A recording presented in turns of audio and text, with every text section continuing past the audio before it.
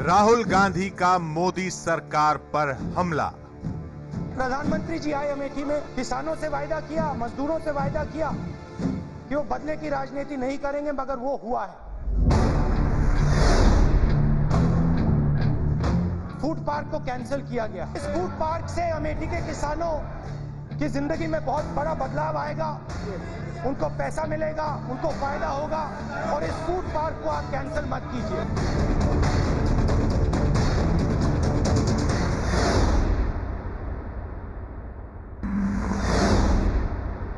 Food park पर फिर मोदी सरकार को घेरा। Sir, no work has been done, sir, in Amethi. I hope you're getting the food park back. Right. Lok Sabha के अंदर से लेकर सदन के बाहर तक और दिल्ली से लेकर अमेठी तक राहुल गांधी फूड पार्क के मुद्दे पर मोदी सरकार पर ताबड़तोड़ हमले करते रहे। लेकिन एबीपी न्यूज को मिली चिट्ठी से खुलासा हुआ है कि अमेठी में प्रस्तावित शक्तिमान फूड पार्क पर तो यूपीए सरकार के कार्यकाल में ही सवाल उठ गए थे। ये चिट्ठी बताती है कि किस तरह से आदित्य बिरला ग्रुप की सस्ते दर पर गैस की मांग को यूपीए सरकार ने उस समय ही खारिज कर दिया था, और तभी आदित्य बिरला ग्रुप ने ये भी बता दिया था कि अगर सस्ते दर पर गैस नहीं मिलती है तो फिर अमेठी का मेगा फूड पार्क चलाना मुश्किल होगा। एबीपी न्यूज के पास उस समय के खाद्य प्रसंस्करण मंत्रालय को लिखी वो चिट्ठी मौजूद है जिसमें कंपनी ने तत्कालीन यूपीए सरकार से सस्ती बिजली मुहैया कराने की बात कही थी। 16 जनवरी 2013 को लिखी गई चिट्ठी में शक्तिमान फूड पार्क लिमिटेड ने कहा कि फूड पार्क के लिए 24 घंटे बिजली की जरूरत होगी। अगर जगदीशपुर में गेल के टर्मिनल प्लांट से हमें पावर की सप्लाई होती है तो ये हमारे लिए सस्ती होगी और साथ ही प्रोजेक्ट की सफलता के लिए भी। हमें ये जानकर निराशा हुई है कि फूड पार्क के लिए पेट्रोलियम और प्राकृतिक गैस मंत्रालय घरेलू प्राकृतिक गैस मुहैया कराने में सक्षम नहीं है। इसकी बजाय हमें एलएनजी बाहर से आयात करनी पड़ेगी। मेरा आपसे निवेदन है कि आप पेट्रोलियम मंत्रालय को कहें कि वो हमें घरेलू गैस उपलब्ध कराने की कोशिश करें ताकि फूड पार्क के लिए सस्ती गैस मिल सके। हम आपको भरोसा दिलाते हैं कि अगर आप हमारी मांगों पर गौर करते हैं तो हम फूड पार्क को स्थापित करने के लिए पूरी तरह प्रतिबद्ध हैं। फरवरी 14 में ये निर्णय हुआ कि यदि जून 2014 तक ये योजना प्रारंभ नहीं हुई तो ये निरस्त कर दी जाएगी। हम 26 मई 2014 को सत्ता में आए हैं, तो गलती किसकी है? उसी यूपीए सरकार की जिसके वो मुखिया थे एक पार्टी के। अमेठी फूड पार्क केस को एक बार फिर समझ लेते हैं। 2010 में यूपीए सरकार ने अमेठी में आदित्य बिरला ग्रुप की Shaktimaan mega food park private limited को फूड पार्क बनाने का काम दिया था।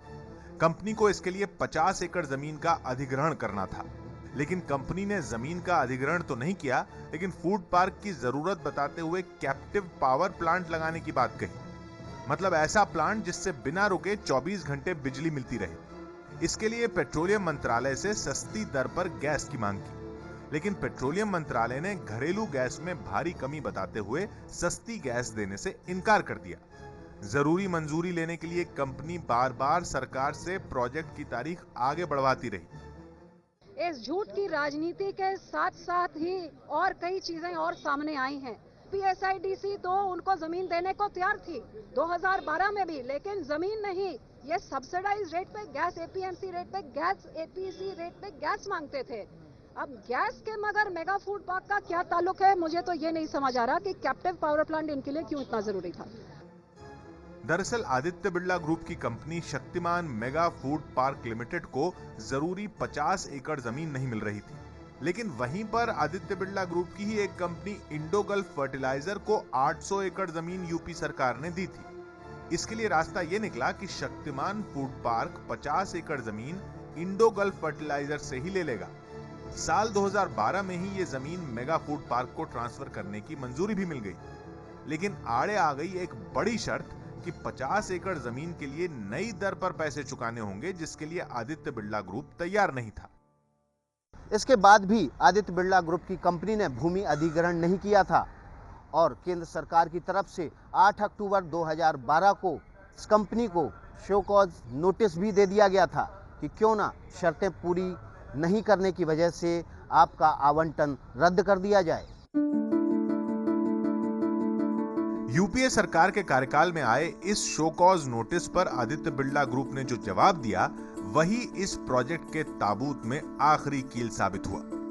यूपीए सरकार के कार्यकाल में आए इस शो कॉज नोटिस पर आदित्य बिरला ग्रुप ने जो जवाब दिया उसी से संकेत मिलते हैं कि आगे चलकर यह प्रोजेक्ट क्यों बंद हुआ। यूपीए सरकार के कार्यकाल में ही यानी 16 जनवरी 2013 को ही कंपनी ने साफ कह दिया था कि पुराने रेट की जमीन और सस्ते दर वाली गैस के बिना फूड पार्क नहीं बन सकता। लेकिन यूपीए सरकार ने न राहत दी और न कोई और कदम उठाया। रिव्यू मीटिंग में आदित्य बिरला ग्रुप की तरफ से साफ कर दिया गया कि सस्ते दर पर गैस नहीं मिल रही है और इसलिए मेगा फूड पार्क अब वो चलाने में रुचि नहीं रखते हैं।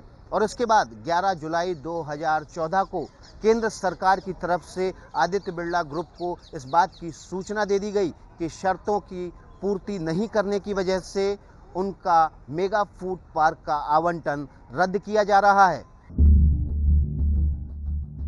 हालांकि यह भी सच है कि यह चिट्ठी 16 जनवरी 2013 की है, जबकि इस चिट्ठी के करीब 8 महीने बाद 7 अक्टूबर 2013 को राहुल गांधी ने शक्तिमान फूड पार्क प्रोजेक्ट का शिलान्यास किया था। जो यहाँ किसान है उनको सबसे ज्यादा फायदा मिलेगा। मैं चाहता हूं भाई, अगर 400 रुपए चिप्स में लगते हैं तो जो आपको आज 2-3 रुपए मिल रहे हैं आपको 400 में से ज्यादा मिले, और इसीलिए हम इस फूड पार्क को यहां लगा रहे हैं। लेकिन उस वक्त भी गैस से बिजली बनाने वाले प्लांट पर मामला अटका ही हुआ था। शक्तिमान फूड पार्क की सफलता सुनिश्चित करने का सबसे महत्वपूर्ण घटक है कि बिजली का लगातार उपलब्ध होना। इस कमी को पूरा करने के लिए हम गैस से बिजली बनाने का प्लांट लगाना चाहते हैं। हमें आशा ही नहीं वरन पूर्ण विश्वास है कि इस विषय में भारत सरकार हमें निरंतर सहयोग प्रदान करेगी और हमारे प्रयास की सफलता में हमारी मदद करेगी। सब खत्म हो चुका था, खारिज हो चुका था, क्योंकि बहुत लंबे समय तक इस पे कोई काम नहीं हुआ। तो 2013 के अंदर जो है चुनाव से ठीक पहले वहां पर जाकर फाउंडेशन स्टोन रख दिया गया। तो ये तो इसके तथ्य हैं। फूड पार्क के मुद्दे पर राहुल मोदी सरकार को कटघरे में खड़ा करते रहे, जबकि एनडीए सरकार ये आरोप लगा रही है कि जब 2010 में फूड पार्क बनाने का काम यूपीए सरकार ने दिया तो कंपनी की मांगों को क्यों नहीं पूरा किया गया। लेकिन कांग्रेस टस से मस होने को तैयार नहीं है। हर प्रोजेक्ट बंद करते गए और उसका कोई कारण नहीं है। कारण एक ही अगर हो सकता है वो पॉलिटिकल हो सकता है, दूसरा और कुछ नहीं होता है। ये तो वेंजेंस पॉलिटिक्स है, मैं बता रहा हूँ। दूसरा क्या है, ये वेंजेंस पॉलिटिक्स है। सीधे से बात है, इसलिए कैंसिल किया गया क्योंकि राहुल गांधी जी के खिलाफ ये सरकार है और ये बहुत छोटे स्तर पर जाकर जो है वो लड़ाई लड़ रही है। एबीपी न्यूज ने इस बारे में जब फूड पार्क बना रही आदित्य बिरला ग्रुप की कंपनी से संपर्क साधा तो उन्होंने इस पर कोई भी टिप्पणी करने से इनकार कर दिया। फूड पार्क बनाने के पीछे योजना यह थी कि इस पार्क में 35 प्रोसेसिंग यूनिट यानी अलग अलग उत्पादों को बनाने के लिए 35 बड़ी फैक्ट्रियां लगेंगी जो करीब 50 एकड़ जमीन पर फैली होंगी। इसके अलावा करीब 22 एकड़ में गोदाम और परिवहन के लिए भी सुविधाएं विकसित की जाएंगी। अब आप देखिए, ये इसके तथ्य हैं। अब कांग्रेस को जवाब देना होगा कि अगर ये सब था तो फिर ये सवाल ऐसे क्यों उठाया जा रहा है। कांग्रेस कह रही है कि आखिर तो मोदी सरकार ने ही बंद किया ना प्रोजेक्ट को, तो जिम्मेदारी मोदी सरकार की बनती है। वो भी अपने आप में एक हद तक सही है, लेकिन उसके पीछे के इतिहास को कैसे झुटलाया जा सकता है।